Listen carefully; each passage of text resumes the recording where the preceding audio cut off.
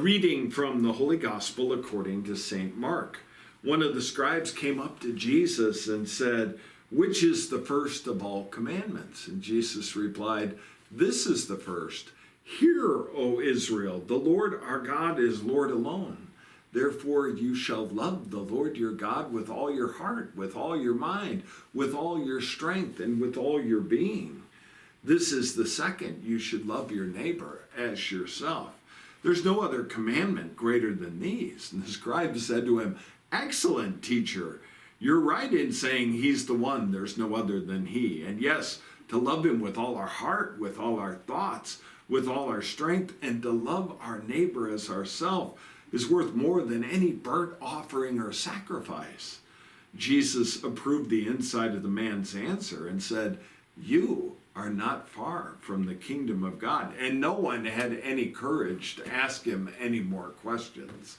The gospel of the Lord. I don't know if we've given it any thought, but it makes a difference how you answer a question. I mean, Jesus was masterful at it, and frequently he'd ask a question as he was giving an answer. But part of the understanding that we have is the Jewish religion would banty back and forth. What do you think's the most important law? What must we do to please God?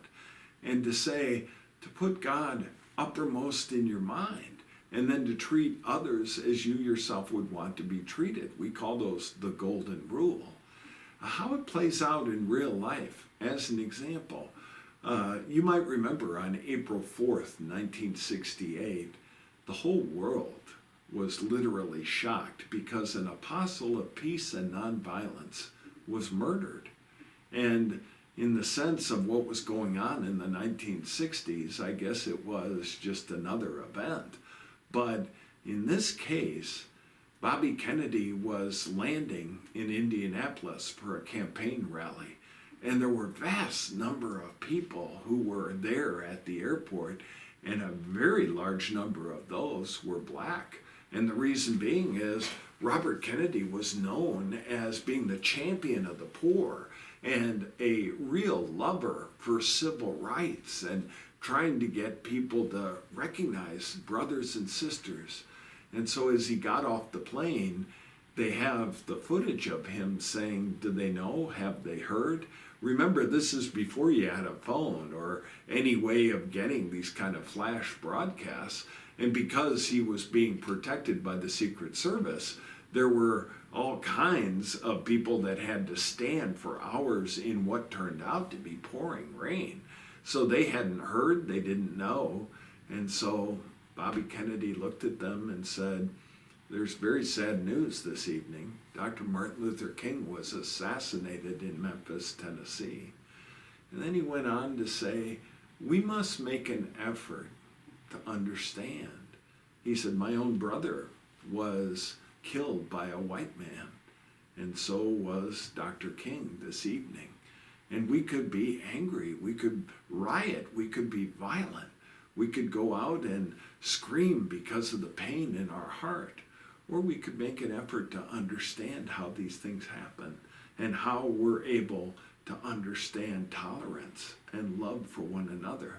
When Jesus gave the commandment of saying, "Do unto others as you would want them to do to you," it was meant for us and for how we should treat people.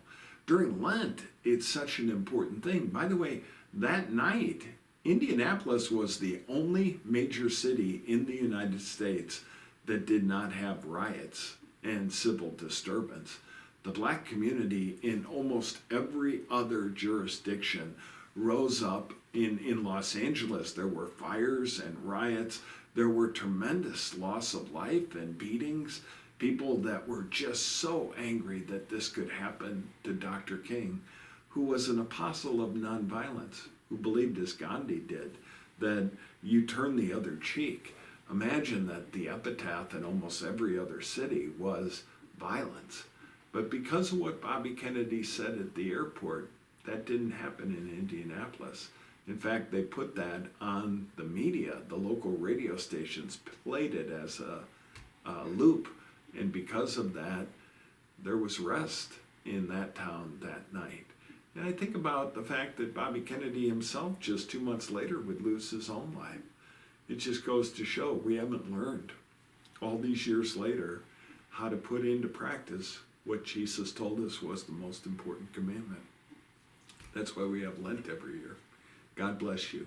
Have a good day.